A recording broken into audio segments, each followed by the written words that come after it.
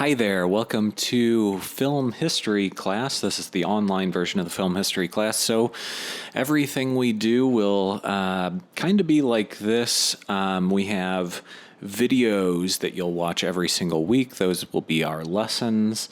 This week we have a few extra videos for you just to kind of get you acquainted with the class and how things work, and then also I have a little video explaining how WordPress works if you've never done one of those before, since you will do one more than likely for this particular class. All right, so let's get into our syllabus. You can find this on Blackboard under Syllabus if you'd like to just look at the text version of this. But the video is helpful because I'll give you a few insights as to how the class works beyond just what the syllabus says. So this is Film History, Film 215, Internet Section 1. This is Spring 2022. My name is Trevor Younger. That is how you pronounce that. It's accessible on demand, so there's no set time for the class.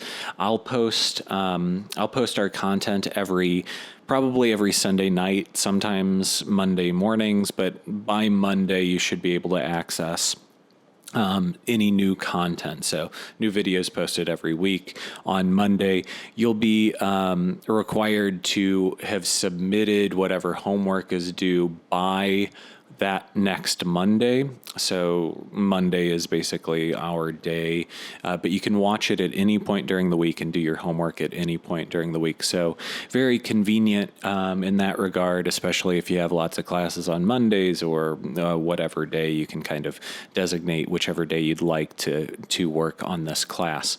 There's a phone number here for SWIC. That will not get me. That's just like the SWIC regular phone number. So if you have questions about anything campus related or anything regarding SWIC in general, you can call this number and find like public safety and all that fun stuff. I have two email addresses listed here. One is my swic.edu account. It's trevor.younger@swic.edu. Very easy to remember if you can spell my name. And then I have a Gmail account right next to it. So anything that you send to the swic.edu account will get redirected to my Gmail account. That's the only one I actually check. There are some issues. Sometimes when you send an email to the swic.edu account, if you have no subject line, if you leave that empty, it generally gets thrown into my spam folder. So make sure that you have something in the subject line or you might not reach me. I do respond within 24 hours unless there's some kind of emergency or something. So if you don't hear back from me within like 2 days, I probably didn't get your email and you should probably try again. If it's something that it's just a quick general question, maybe the gmail.com email address would make more sense. If it's anything official, if it's regarding like grades and any confidential information there, you should definitely use the swic.edu one. There's a website here at swic.edu. I'm sure you're familiar with it, but there's stuff out there for, COVID restrictions and snow days and all that fun stuff. It's really not going to bother us since we're an online course, but it could come in handy if you're visiting campus for any reason.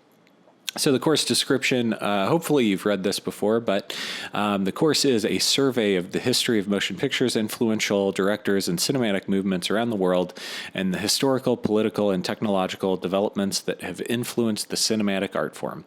It's basically we take a chronological view of film history from the beginning of film history and even a little bit before that, all the way until, like the 1970s. We don't quite get to today. I wish we had a little bit more time and we could make it that far, but we just can't. But we get to like blockbusters and stuff like that. Prereqs, you should have taken English 101, or you should be like placed in English 101. So I think you can be like actively in English 101 and this class at the same time, or you could have already completed it. It is a writing class. So hopefully you feel comfortable with writing since you do a lot of it in this class. if you think that this is just like quizzes on movies and stuff, it really isn't. So make sure you're comfortable writing. You'll get the hang of things very, very quickly. I think we jump right into it this week. So if you feel like you're underprepared or something like that, it's not going to offend me if you need to drop the course or anything. But if you are comfortable with writing, you should be very comfortable with this class. That's what we grade most of your grade is dependent on your writing and not so much on quizzes. That is a part of it. There are a couple of exams in the course, but mostly it's a writing course. Course objectives, you should be able to do all of these things by the end of the class. And if not, either there was a shortcoming on my part or your part. You should be able to identify important cinematic movements, genres, and periods. You should be able to explain the distinguishing features of the above. You should be able to identify important film directors and the characteristics of their work. You should be able to explain how technological developments have affected the art form, and you should be able to analyze how social, political, and economic contexts have influenced films and how films have at times influenced society. We will do all of those things. So long as you stick with us through the entire course, you should be able to pick up all of those things.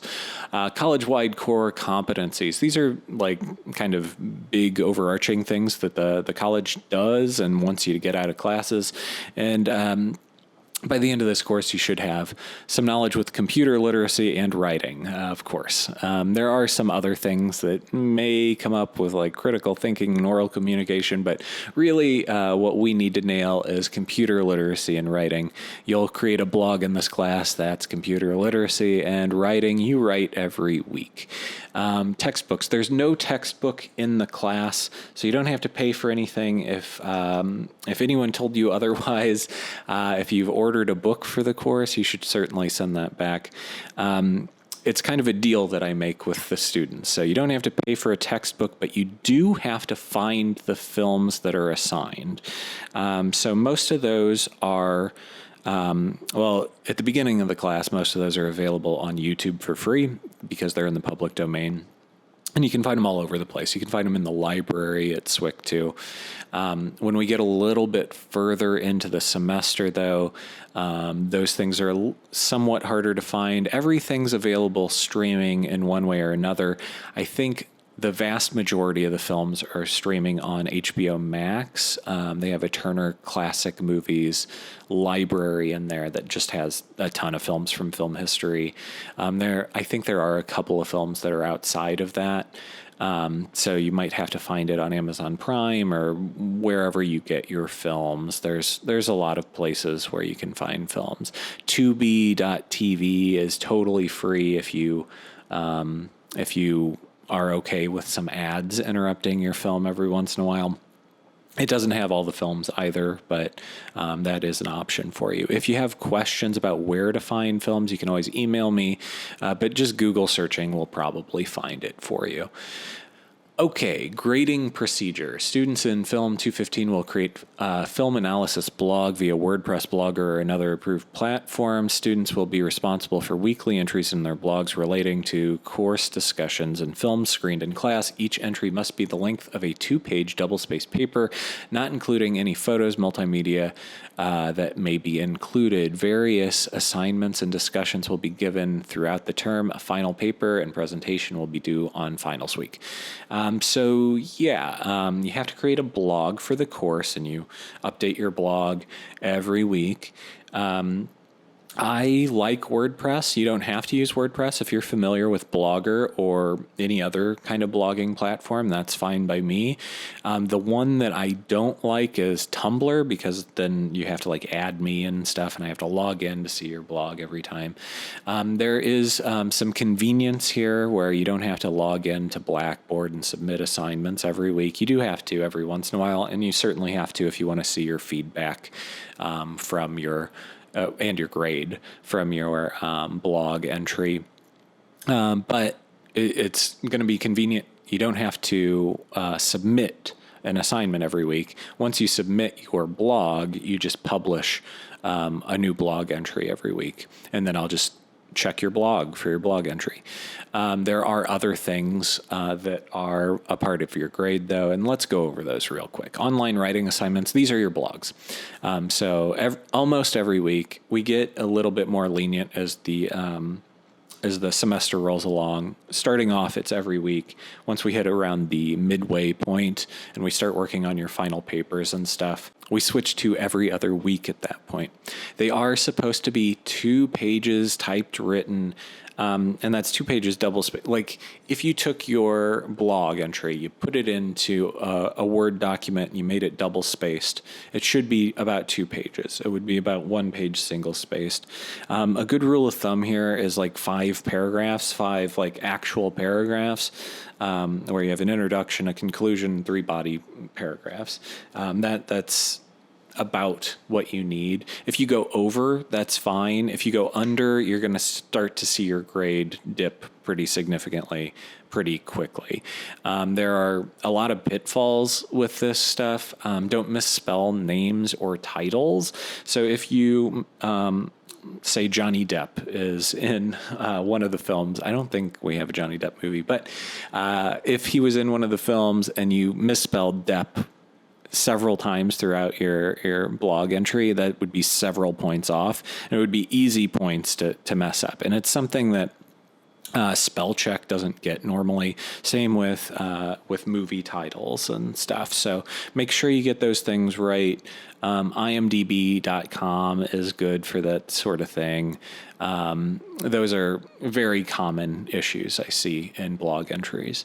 Exams. There are 2 exams in the course. There's a midterm exam and a comprehensive final exam. So that means at the end of the course, or towards the end of the course, you get a final exam, and it spans the entirety of the course. So all of the content from the class will be covered in that final exam.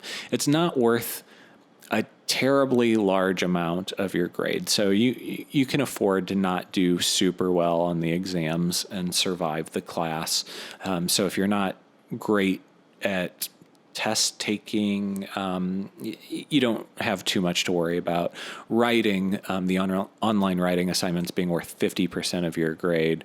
Now that's pretty significant. And there's even more writing, right? There's a final paper that's worth 15% of your grade.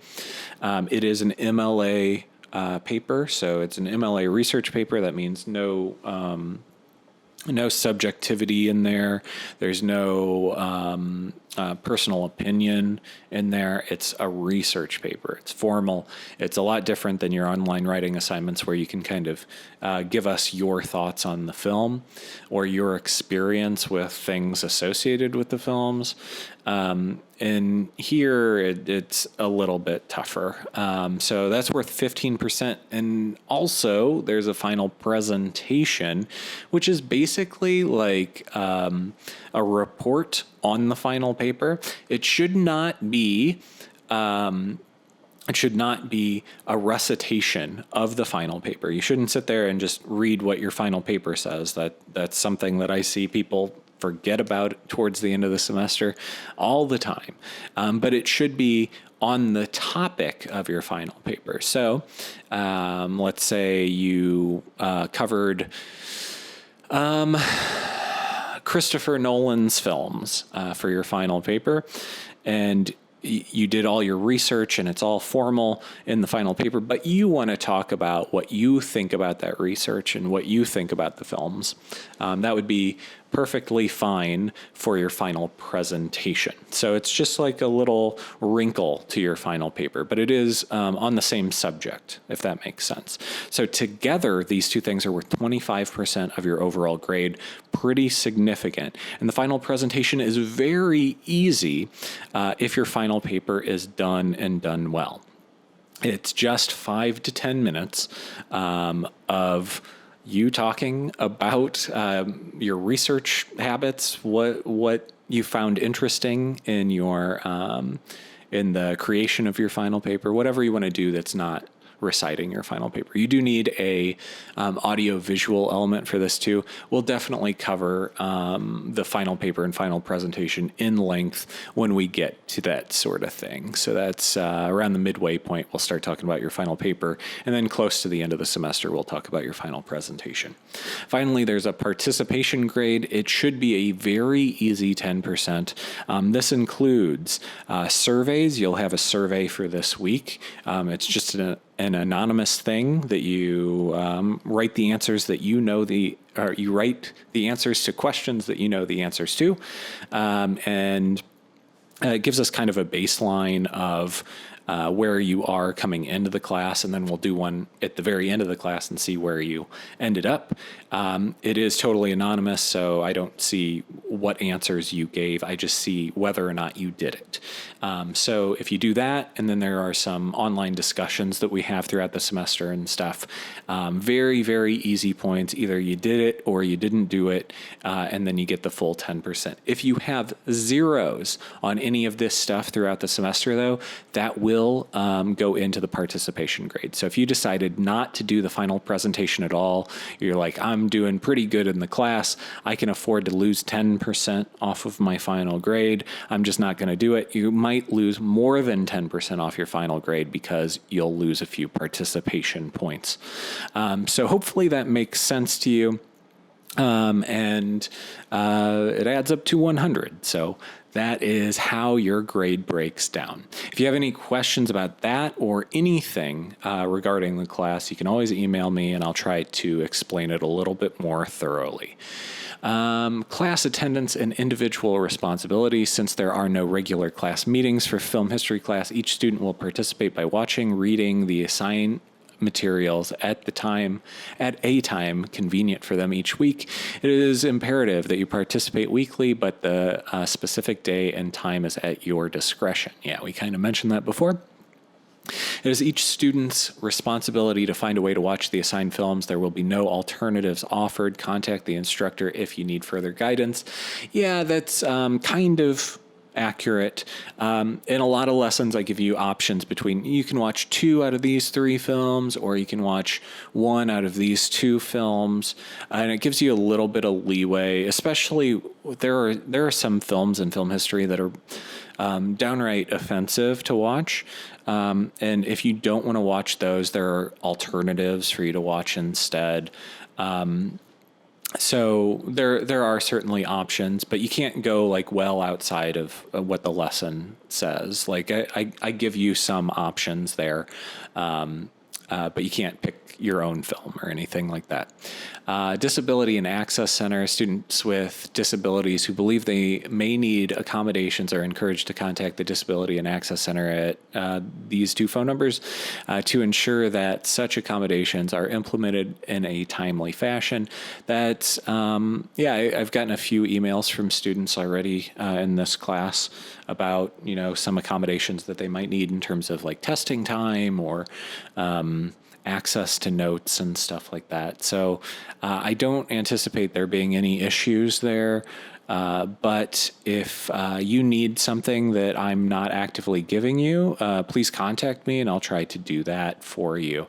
If you need extra testing time, that's something that you definitely want to email me a little bit in advance of you actually taking the test. We take our tests on Blackboard, and there's like a little option in there, but I have to do it individually and for each test to grant extra time there. There's plenty of time usually for most people with these tests, but if you need a little bit more, contact me and I'll grant that for you. Student learning outcomes. The assessment of student learning is an integral part of the educational experience at Southwestern Illinois College. To this end, the faculty continually assess student learning to improve student success. Occasionally, you will be requested to participate in college-wide and or discipline-specific assessment activities. Please take these assessments seriously. The data that is collected will provide valuable information to faculty and will be used to improve student learning at SWIC.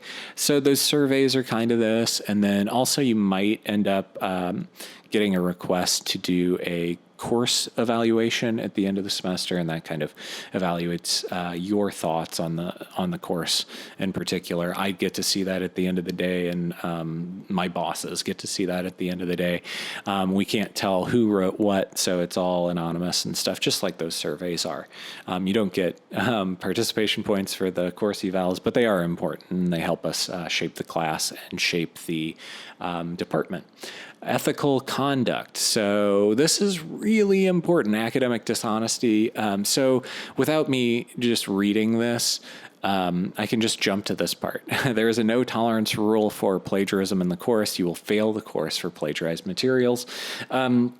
So what the handbook says is it's basically at the discretion of the professor how to handle plagiarism, which just means like you're using someone else's work as your own. So if you went out and found an article on, we'll talk about Thomas Edison this week. So if you find an article on Thomas Edison and his work on the motion picture camera, and you copy a portion or you paraphrase a portion of that without attributing that, or even if you do attribute it, but you don't comment on it, like if you put a quote and then there's no information about that quote, that's still technically plagiarism. If you plagiarize anything, you'll fail the course. And if you have like some kind of accidental plagiarism, like what I just outlined before, like you don't have enough information about the quote, like you put the quote there and you didn't follow up on that at all, I may grant you some leniency there. But if it's a regular thing, then we're going to count it as plagiarism. If you do some really egregious things, like you paraphrase a large segment of someone else's work, or you just copy paste a large segment of somebody else's work, I'm gonna know about it. I find it every semester. Don't do it, because you'll fail the entire course. It's better to take a 0 on one assignment than it is to fail the course outright. If you're running into trouble for some reason, I understand, like, life happens and stuff. If you don't have enough time to complete an assignment, just try to reach out to me as soon as you know that you're having trouble with getting something done on time, and I can grant extensions. That's no problem. Just let me know what's kind of going on and how long you need the extension for. And generally, I'm good about that stuff. If you email me the day it's due and say, hey, can I have an extension? That's a little bit different. But if you know, like, even if you're like going out of town for a vacation and you won't have internet access, or just, need a little bit of time away from classes and stuff, and you want an extra week to do stuff, I have no problem with granting you an extension in that case. Academic rigor statement. You are enrolled in an academically rigorous college course. Your success in this course will require a significant investment of time outside the class, according to the administrative rules of Illinois Community College Board, section 1501-309. It is assumed that the student will invest 2 hours of outside study for each hour of classroom lecture time and 1 hour of outside study time for each 2-hour laboratory session. So that's a lot of boilerplate stuff for you, but generally it's saying that you have to invest time outside of the class. So there are the lecture videos, there's the writing and stuff that you have to do for the class. You also have to watch the film. So it kind of breaks down what you're expected to have to invest. And if you have to invest significantly more time, maybe we're asking too much from you, but we're not. So watch the films, watch the lecture videos, write the assignments, and you'll be good in this class. This course is approved under the Illinois Articulation Initiative. The IAI is based upon the assumption that community colleges and universities are equal partners in delivering lower division baccalaureate courses. This course is considered equal in scope, quality, and rigor to comparable courses offered at other colleges and universities in Illinois. Yeah, I think that that's accurate. I've taken film history courses in undergrad, and this is very similar to those. Academic support services. So if you're not familiar with the Success Center, that does exist on campus. You can visit the Success Center to help you with your writing assignments or to even help you set up a blog. They've helped students that I've had do that. You can go there in person. You can also visit the online writing lab at SWIC. So it's kind of like the Success Center, but it's all online. So if you're taking online courses or you just don't want to visit the campus to talk about your paper and stuff, you can send them your stuff through the online writing lab and they'll give you some feedback and stuff. I've seen very different responses from the Success Center. And I think it really depends on how far along you are in your writing. I think the closer you are when you take it to the Success Center, the better off you are. If you send them something that's kind of half finished and stuff, that doesn't get you the best feedback in the world because they don't know where things are going. And they also, they mostly focus on your writing stuff and less on your research. And research is really important for us and stuff. So don't think that like you're completely off the hook with your research if they say your writing is really good, right? So if you take in your final paper, you may ask them specifically, what do you think about this research? But they're not going to go track down your sources and make sure that they're really good sources or anything like that. I will, though. Okay, phones in classrooms. We don't even have to talk about this because we don't have a classroom. But if you want to use your phone, I have no problem with that. You can watch our lectures on your phone if you'd like. New student orientation. So if you're new at SWIC, there's a new student orientation. And it's stuff about that is on estorm.swic.edu. Policy for inclement weather conditions. You can find any information about that at swic.edu. You go to their main website and there's a little banner at the top that tells you whether or not the school is closed. You can also visit these websites or TV stations or radio stations to find out about that stuff. SWIC alerts, I think this is really important. If you haven't signed up for this, you absolutely should. They'll send you text alerts to your cell phone if, say, school's canceled for some reason. So brief anecdote about my experience not having SWIC alert set up. I came to campus. I was teaching a course on campus, and I sat there and waited for students to show up, and no one showed up for 20 minutes. And then someone came in to tell me that a water main had broken and that all classes were canceled. So I just didn't know about the water main thing. Why would I? Because there's no snow on the ground. There's no anything like that. Classes were just canceled and I had no idea. So if you want to avoid coming to campus when you shouldn't, sign up for SWIC alerts.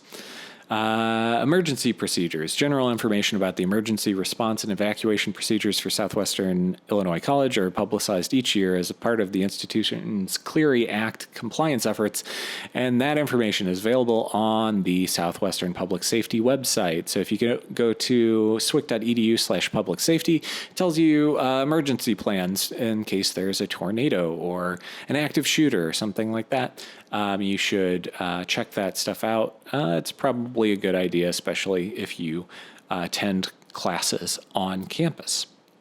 Finally, official communication. Your student email account is the official method to communicate between you and your instructor. Official communication will not be sent to your personal email, Yahoo, WildBlue, Gmail, etc. So yeah, I have had issues with people emailing me where I can't tell what their name is. Like they have like basketball player 4365 at gmail.com. And I have no idea who you are. So if you go, hey, can I have an extension? And you don't identify yourself, that's pretty troublesome for me. If you email me from your swick.edu account, it's always your name at swick.edu, so I can find you very, very easily there, and I won't make any mistakes that way. So if it's any kind of official communication, do that.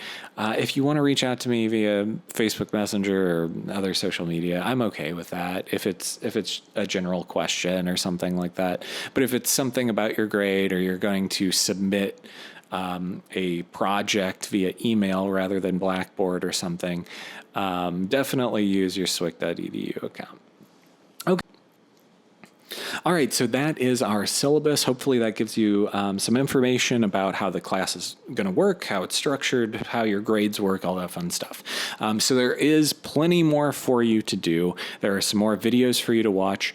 Our lesson has most of our assignments in it, like it kind of breaks down what you're expected to do. But just to reiterate those things in case you may miss it in the other video, you're going to have to watch all of the videos. You're going to have to set up your blog, whether that's WordPress, Blogger, doesn't matter to me so long as I can access it. You're going to have to submit your blog URL. So that means you give me www.whatever.wordpress.com or .blogger.com, however that works for you. Okay. And then you have a survey to do, that intro survey that just gives us a baseline of your knowledge of film history. And then there will be a little discussion uploaded as well. So like if you go under discussions under Blackboard, you should see it. It's very straightforward. It's kind of an opinion thing. Not too hard to do. So those are your assignments, and I know it's a lot. It won't be quite as much in the following weeks and stuff, but we're trying to hit on everything. So by this week, we'll know if you can operate Blackboard properly. We'll know if you can operate your blog properly, and we'll know that you can submit things the right way. And if you can do all that, you're pretty much set to go for this course. So good luck. Best of luck throughout the semester, and I look forward to reading your writing. I'll be doing a lot of that this semester.